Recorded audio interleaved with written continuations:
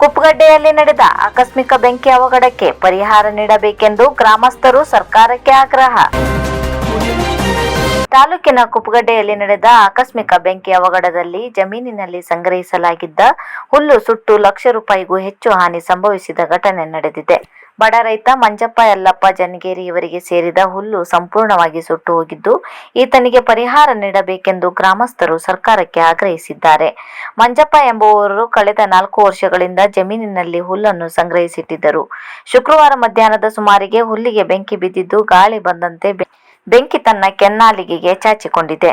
ಸುದ್ದಿ ತಿಳಿದ ಗ್ರಾಮಸ್ಥರು ಸ್ಥಳಕ್ಕೆ ಬಂದು ನೀರು ಹಾಕಿ ನೆನೆಸಲು ಪ್ರಯತ್ನಿಸಿದರು. ಬೆಂಕಿ ಹುಲ್ಲಿನ ಪೆಂಡಿಯಿಂದ ಪೆಂಡಿಗೆ ಹೊತ್ತಿ ಉರಿಯತೊಡಗಿತು. ಪರಿಸ್ಥಿತಿಯ ತೀವ್ರತೆ ಅರಿತ ಗ್ರಾಮಸ್ಥರು ಕೂಡಲೇ ಅಗ್ನಿಶಾಮಕ ದಳಕ್ಕೆ ತಿಳಿಸಿದರು. ಅಗ್ನಿಶಾಮಕ ದಳದ ಸಿಬ್ಬಂದಿಗಳು ಸೈರನ್ ಹಾಕುತ್ತಾ ಬಂದರೂ ಒಳಗೆ ಹೋಗಲು ರಸ್ತೆಯಿಲ್ಲ ಎಂಬ ಕಾರಣ ನೀಡಿ ಅಲ್ಲಿ ಸೌಜನ್ಯಕ್ಕಾದರೂ ನಿಂತು ಮುಂದೇನು ಮಾಡಬೇಕೆಂದು ಚಿಂತಿಸದೆ ಮರಳಿ ಬಂದರು. ಇದು ಗ್ರಾಮಸ್ಥರ ಮುನಿಸಿಗೆ ಕಾರಣವಾಯಿತು. ಈ ಸುದ್ದಿ ತಿಳಿದ ಕಂದಾಯ ನಿರೀಕ್ಷಕಿ ಮಂಜುಳಾ ನಾಯ್ಕ್ ಕೂಡಲೇ ಸ್ಥಳಕ್ಕೆ ಬಂದು ಗ್ರಾಮಸ್ಥರಿಗೆ ಅಗತ್ಯ ನೆರವು ನೀಡಿ ಬೆಂಕಿ ಹರಡದಂತೆ ನೋಡಿಕೊಂಡರು. ಎಂಇಎಸ್ ಐಟಿಐನಲ್ಲಿ ಕಲಿಕೆಯೊಂದಿಗೆ ಗಳಿಕೆಗೂ ಅವಕಾಶ.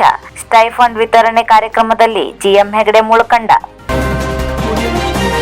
ಎಂಇಎಸ್ ಐಟಿಐ ಕಾಲೇಜಿನಲ್ಲಿ ಫೆಬ್ರವರಿ, ಮಾರ್ಚ್ ಹಾಗೂ ಏಪ್ರಿಲ್ 2024ರಲ್ಲಿ ಐಟಿಐ ಪ್ರೊಡಕ್ಷನ್ ಸೆಂಟರ್ ನಡಿ ಐಟಿಐ ವಿದ್ಯಾರ್ಥಿಗಳು ಮಾಡಿದ ವಿವಿಧ ಫೀಲ್ಡ್ ವರ್ಕ್ನ ಕುರಿತು ವಿದ್ಯಾರ್ಥಿಗಳಿಗೆ ಸ್ಟೈಫಂಡ್ ವಿತರಿಸಲಾಯಿತು.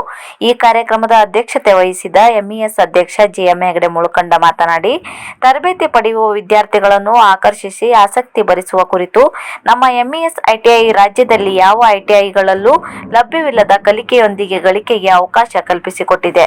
ನಮ್ಮಲ್ಲಿ ತರಬೇತಿ ಪಡೆಯುವ ವಿದ್ಯಾರ್ಥಿಗಳಿಗೆ ಪಠ್ಯಕ್ರಮದ ಜತೆಗೆ electrical wiring repair, computer repair, welding ಮತ್ತು ಫ್ಯಾಬ್ರಿಕೇಶನ್ ಕೆಲಸಗಳನ್ನು ಮಾಡಲು ಅವಕಾಶ ಕಲ್ಪಿಸಿಕೊಡಲಾಗಿದೆ. ಸಾಮರ್ಥ್ಯಕ್ಕನುಸಾರವಾಗಿ ವಿದ್ಯಾರ್ಥಿಗಳಿಗೆ ಸ್ಟೈಫಂಡ್ ನೀಡಿ ಕಲಿಕೆಯ ಜೊತೆಗೆ ಗಳಿಕೆಗೂ ಅವಕಾಶ ಕಲ್ಪಿಸಿಕೊಡಲಾಗಿದೆ ಎಂದರು. ಈ ಸಂದರ್ಭದಲ್ಲಿ ಎಂಇಎಸ್ ಐಟಿಐನ ಉಪ ಸಮಿತಿಯ ಅಧ್ಯಕ್ಷ ಹರೀಶ್ ಪಂಡಿತ್, ಐಟಿಐ ಉಪ ಸಮಿತಿ ಸದಸ್ಯರಾದ ವಿನಾಯಕ್ ಜೋಶಿ, ಶ್ರೀಧರ್ ನಾರಾಯಣ್ ನಾಯ್ಕ್ ಉಪಸ್ಥಿತರಿದ್ದರು. ಐಟಿಐ ಪ್ರಾಚಾರ್ಯ ಗಣೇಶ್ ಭಟ್ ಸ್ವಾಗತಿಸಿದರು. ಕಿರಿಯ ತರಬೇತಿ ಅಧಿಕಾರಿ ರಾಘವೇಂದ್ರ ನಿರ್ವಹಿಸಿದರು.